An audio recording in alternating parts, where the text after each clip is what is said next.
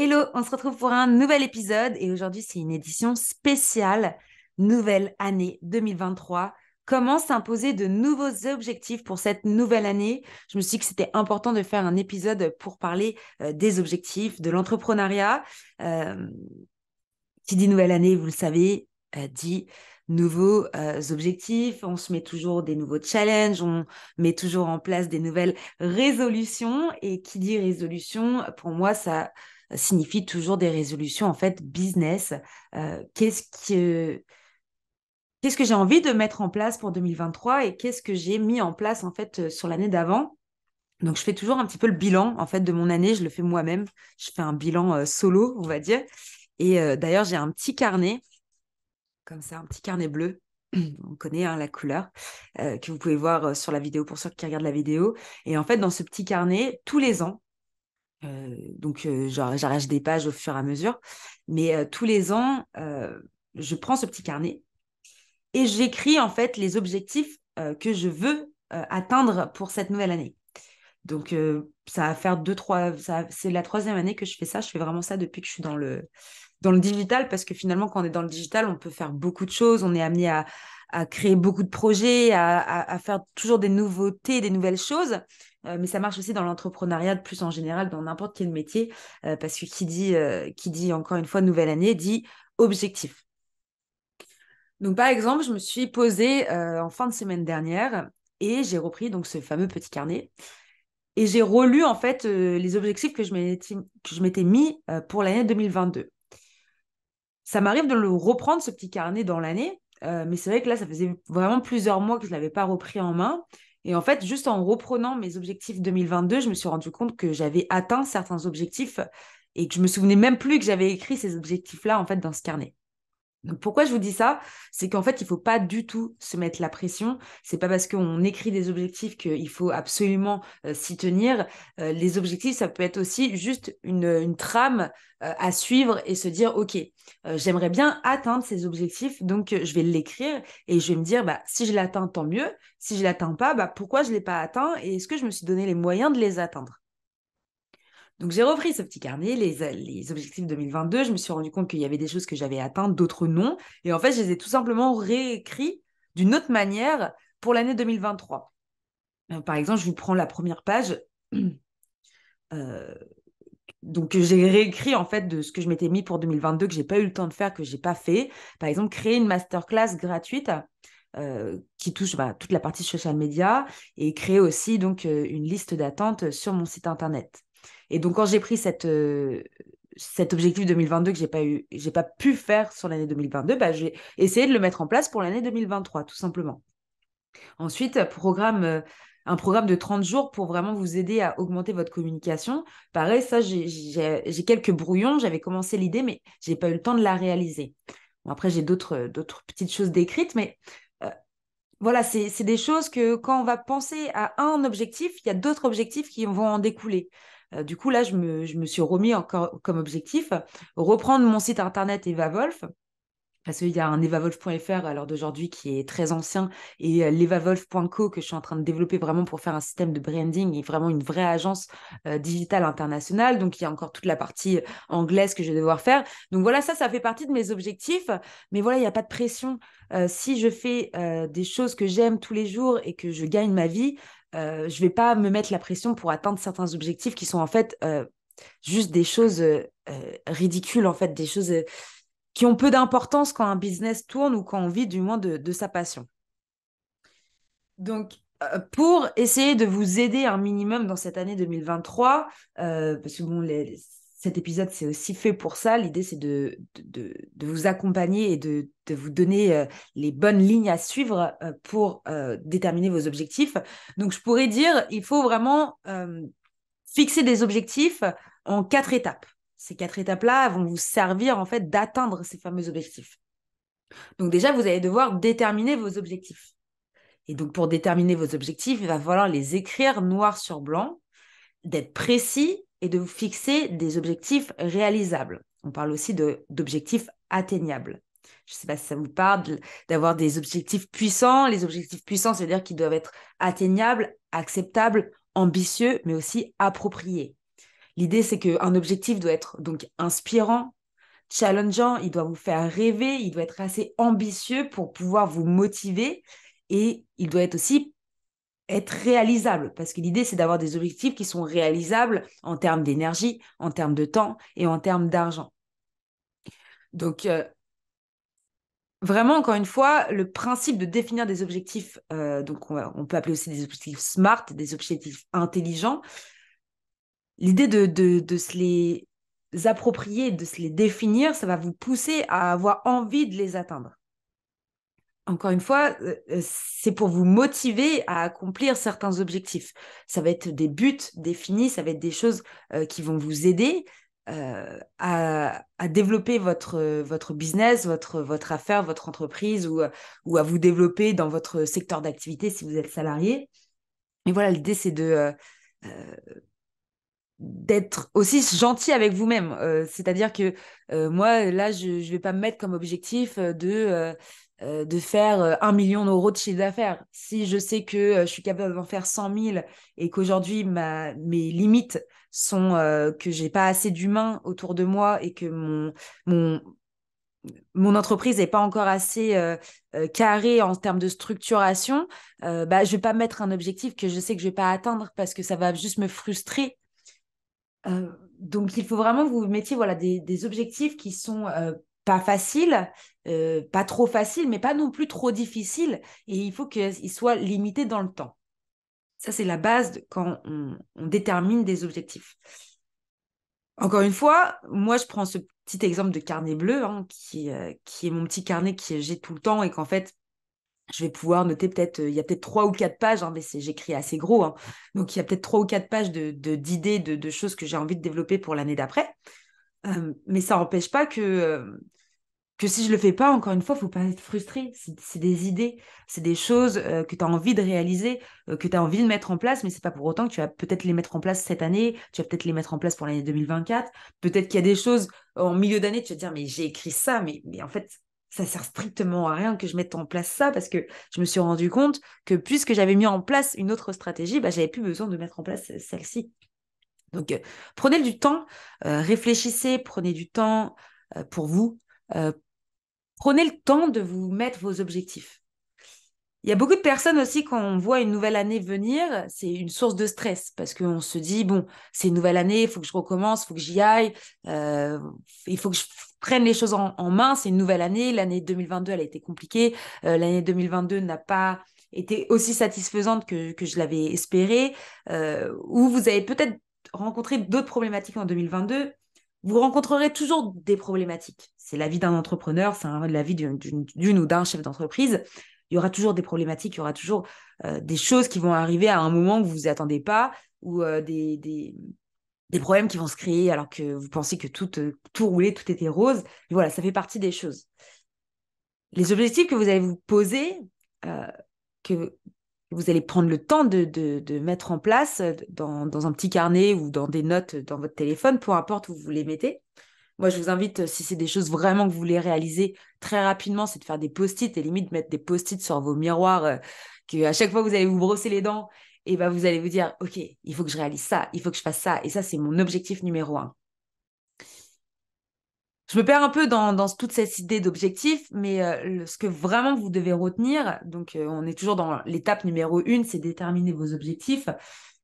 Déterminer vos objectifs qui ne sont pas trop faciles, mais pas trop difficiles. Essayez de les déterminer dans le temps ou par ordre d'importance pour que, un, vous ne vous perdiez pas avec vous-même, que vous ne vous mettiez pas de stress en vous disant j'ai trop d'objectifs à atteindre, il faut absolument que je les atteigne parce que là, euh, il faut que je réussisse. En fait, le fait aussi de vous mettre la pression de il faut que je réussisse, c'est une nouvelle année que je commence, donc il faut que je fasse ça parce que j'ai pas réussi à le faire en 2022. Ne partez pas dans du stress que vous allez vous donner à vous-même alors que vous savez au fond de vous que vous êtes capable.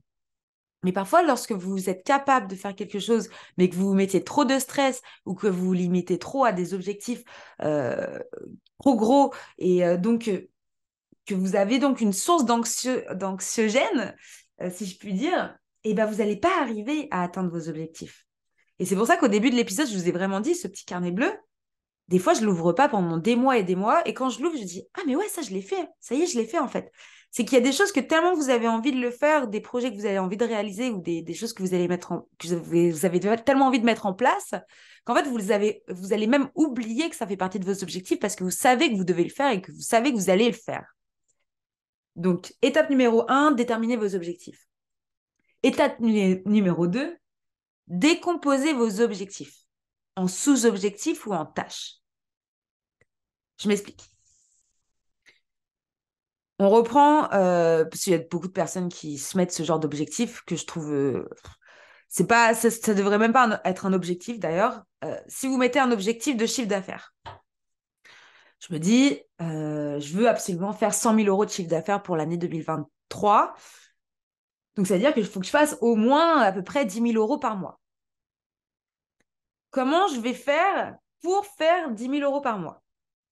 Là, je vous prends un chiffre rond, hein, là, je vous prends vraiment un gros chiffre. Déjà, si vous arrivez à faire 50 000 euros, c'est déjà énorme pour un chef d'entreprise, surtout quand il est seul, pour un freelance, un auto-entrepreneur, etc. Donc, vraiment, ne vous dites pas à prendre des gros chiffres. Je prends juste des chiffres ronds qui sont plus simples à découper.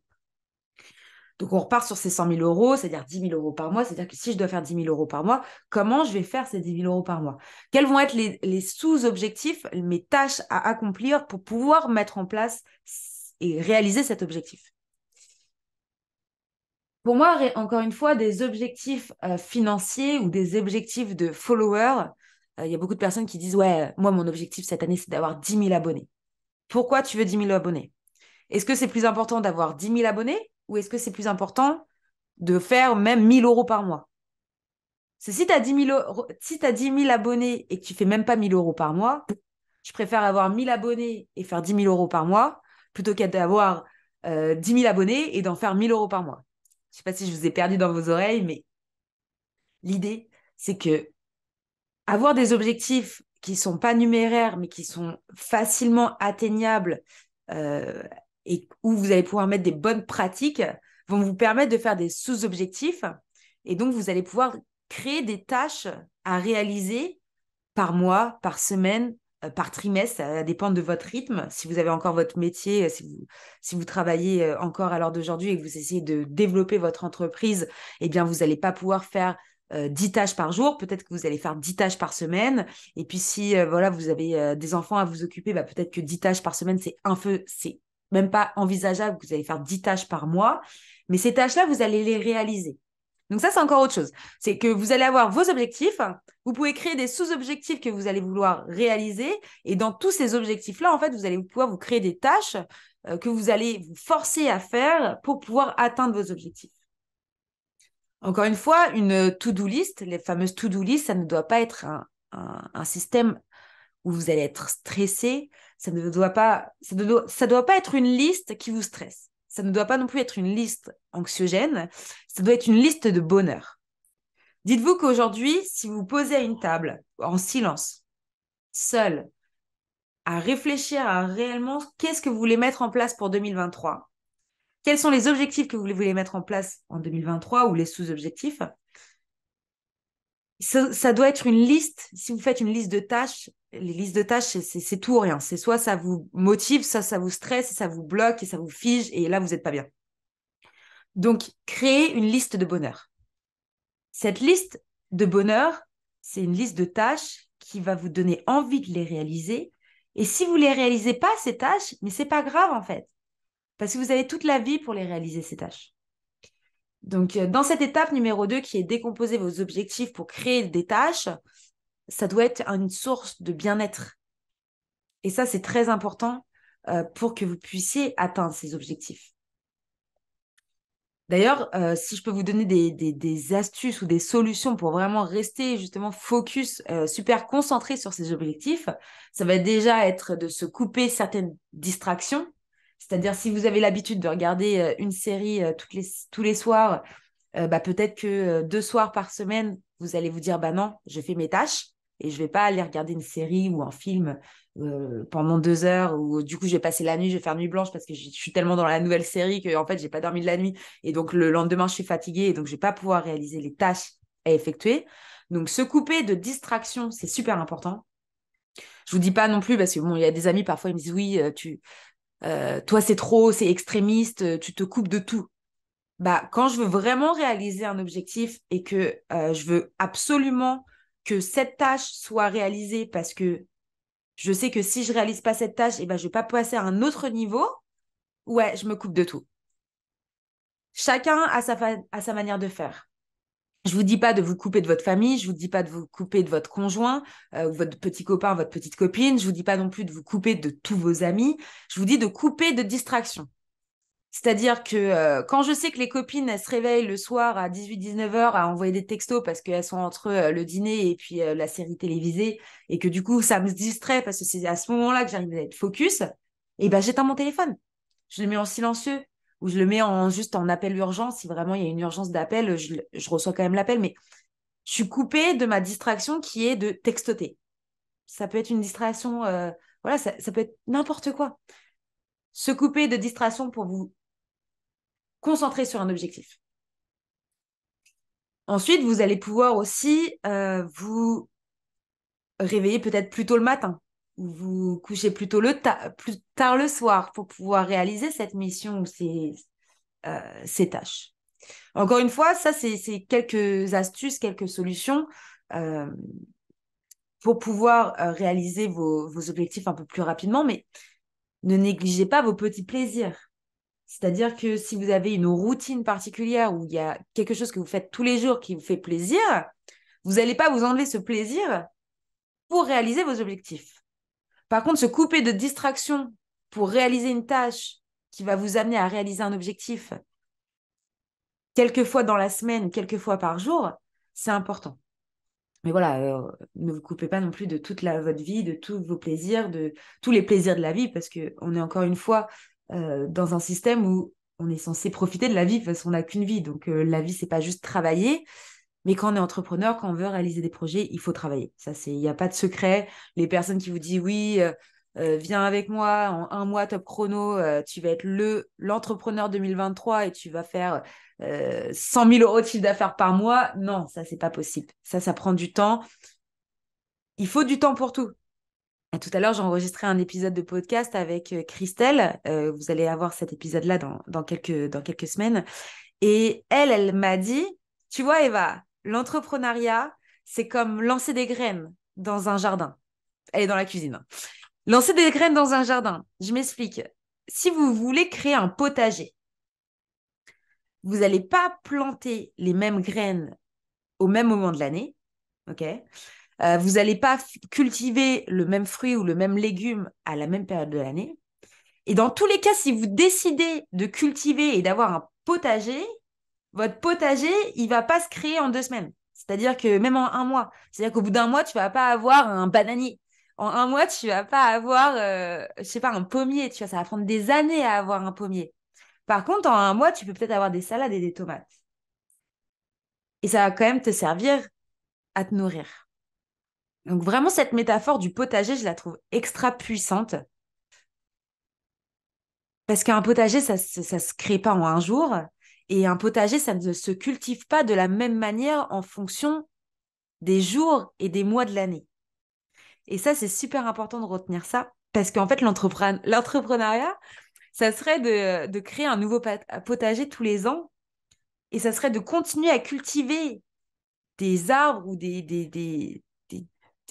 des plantes que tu as commencé à cultiver des années auparavant, mais tu n'auras toujours pas le fruit de cet arbre.